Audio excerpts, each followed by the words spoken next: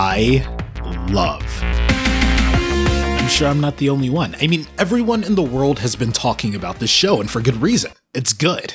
Like, it's really good. Sure, maybe there are some airing out there that I'm unaware of, but I haven't seen too many action shows currently airing. And I'm speaking in terms of animation. A lot of it has been anime. That's where I've had to turn to get my animated action fix. Not since the olden days of Cartoon Network airing new episodes of Young Justice, Benton Ultimate Alien, and Generator Rex have I felt this way towards American action cartoons. A lot of that being due to, as I said, not seeing a lot of them airing over here. Those feelings instantly came back the moment I started watching Invincible, and look, I have no one to thank but the cast, crew, and every single creative mind that had a hand in creating this masterpiece. But enough of me gushing for now. Let's get into the nitty-gritty and talk about Invincible.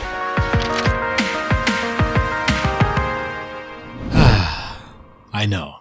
You want me to talk about the blood, the gore, the destruction, all of the traumatizing scenes, all of the action, the bone crunching, the unspeakable things that just happen before your eyeballs that you have to witness and go to sleep at night and wake up in the middle of the night panicking because you possibly had a nightmare after having to witness all of that and think about putting yourself in the shoes of these superheroes and everything that they have to face on an everyday basis because other superhero media, quite frankly, doesn't go into this side of the superhero work into this much detail, and now you're traumatized after seeing the reality behind it. Yes, you want me to talk about all of that, and we will, because you can't exactly talk about this show without getting into the more traumatizing side of the story, but we'll build into it, okay? Let's have a natural progression here. Can you give me that? Thanks. Look, okay, this thing has everything you could want out of superheroes, okay? The action, the backstory, lovable characters, heart, meaning, everything. It's all there. I swear, not since Spectacular Spider-Man have I felt this much care in a high school superhero story that gave me those vibes from Peter Parker's early years in the way that I remember them, you know? This show got actual reactions out of me. Like, I physically stood up and yelled at this kid Mark at certain points in the series. The episode where he neglects William's concerns to go after Amber at a party after upsetting her. That's one of the instances that really stood out to me. And it's not because it's some revolutionary plot point or anything like that. It's just something that I personally wanted to note on my own watch through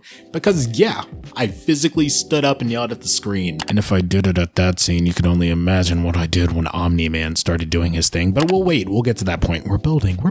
But yeah, that point that I talked about, while it doesn't sound anything too crazy, the way the writers have these events play out are done in a way that makes you care for the character strong enough to want the best for everyone, even when the situations ensure that that can't exactly be reality. What I think helps solidify that this point stands strong is the way the first episode goes about establishing things and presenting both its world and the people who live within it. The first episode comes off as very, generic, but I wouldn't say that in a bad way or even in a generic way of me wishing that they did more. No, it's just generic, and I think the rest of the season actually works better because of that. The opening of the show is like many other superhero things you've seen. You know, the Justice League, I mean, the Guardians saving the day, teen superhero balancing life with powers and relationship issues, bullies, an after-school job, origins, testing powers out for the first time, flight training, the whole shebang. But it's the final act of episode 1 that takes us into what the series is really trying to drive home. The setup is to give us a sense of familiarity, things and tropes that we've seen from other forms of superhero media. You know, before taking us on a loop for the hook that is the final scene of episode 1. Yes, the part I'm sure all of you have been waiting for me to talk about, so please shut up. I'm joking, I love you. Thanks for watching. Can you hit that like button, share this video around with your friends, and subscribe? Please consider it. You know, if you like the video and all that good stuff. Wait, what was I talking about? Oh my god, what? Did you see that? Excuse me, hello? Sir, are you okay? No, dude's done for. The dude's done for. That's a curveball. You know, except for the OGs that have been reading the Invincible comics, you know, all you fake fans jumping on for the first time when the Amazon show comes out. I scoff at you. Okay, no, I'm joking. In all seriousness, I knew about Invincible a few years ago. I read, you know, parts of the first comic, but I never really dove into it because I didn't really read too many comics outside of Spider-Man exclusively. So no, I had no idea what I was walking into. And sure, label me as a fake fan since I'm finally diving into the lore as this Amazon series is coming out. Yes, fake fan here, and I will own up to it. Thank you. I will wear my badge with honor. But seriously, dude, I could not for the life of me figure out why Omni-Man would do this at the end of the first episode. I was so hooked and curious. I wanted to see the why. I was hungry for the motivation behind why he would do such a thing. You know, I was contemplating back and forth as I was watching the events play out. I was growing more attached to Eve and Mark and Amber. Every single character, especially Mark's mom. She came out being one of my favorite characters by the end of the season. But out of all of that, as I was growing close to these characters, I was just wondering, what is this backstory to Omni-Man that will make me understand why he's doing what he's doing? Is it going to make me sympathetic for him? Is it going to justify what he did? Am I going to have a Thanos moment here where I can see where he's coming from, even though I don't really align with his ideals? No, I don't know if anybody else has a bit of a heart for the guy after seeing that he showed a little bit of an inkling of love for his son. I'm sorry, that's out of the window for me. No, I am never forgiving this dude for everything that he did. I'm not even just talking about just Mark, I'm talking about for me.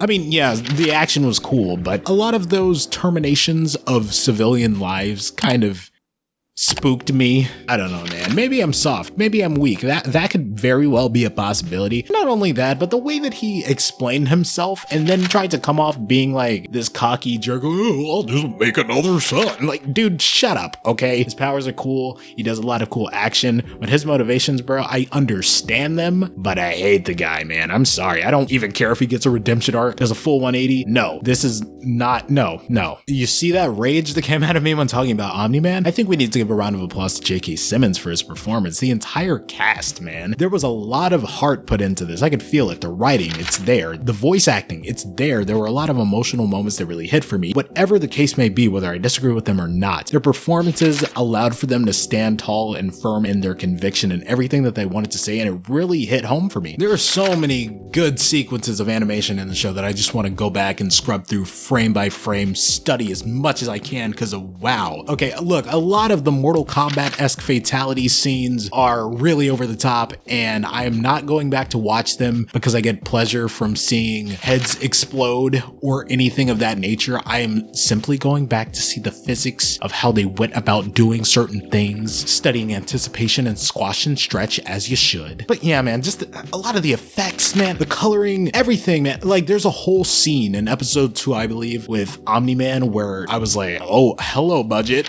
Oh my god, dude. You gotta watch this show. You just have to. Top-notch animation, top-notch story, top-notch characters, top-notch music. What are you doing? Do you have Amazon Prime? If you don't, you're missing out on something special here. I hope they put it on Blu-ray. I hope they put it on 4K Ultra HD because I will buy it. I love this, man. It's a new character that I'm falling for. I'm an Invincible fanboy. I'm late to the party because I didn't really read the graphic novels when everybody told me to, but I'm getting here. I'm watching the show when everyone else is. Be proud of me. I'm a geek. I'm not exaggerating when I say this show inspired me. Is that goofy? Yeah. It sounds goofy and cheesy and extra, I know, but it did. It inspired me to get back to work on my craft. I have a lot of original animations and stuff that you should definitely subscribe to check out once they drop, because they will be dropping soon. I will be revealing these projects to you, but that's besides the point. We're here to talk about Invincible. It inspired me to get off my butt and work. This is a great creation, something really new, brand new for all of us to enjoy. Check it out. See if you take something away from it. I highly suggest you check out the show. I have no complaints. I don't think I have a single complaint with this show. Are there plot holes? Maybe.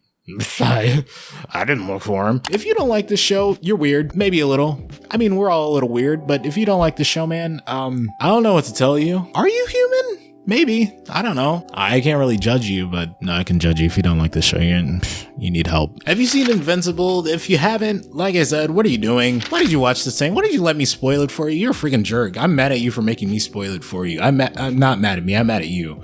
Because you could have watched this thing, man. Go watch Invincible. What's wrong with you? Don't be that guy. Don't be that guy. Whatever you thought of this video, make sure you leave a like to get more content like this where I'm drawing, talking to you guys. I'm going to have some animations, animatics up, talking about some more shows, more episodes of things that you want me to talk about, all that good stuff. We're going to chill out, have a good time, have pizza. I can't share pizza with you. Just heat one up in the oven and we'll eat it together. Because I'm probably going to eat it whenever my videos go live. We'll have a pizza party every time I upload a video. How about that? Leave the video a like, share it around with your friends, subscribe, comment down below. Tell me what you think of Invincible. We'll have a big old chat, big old party. I'll catch you in the next upload.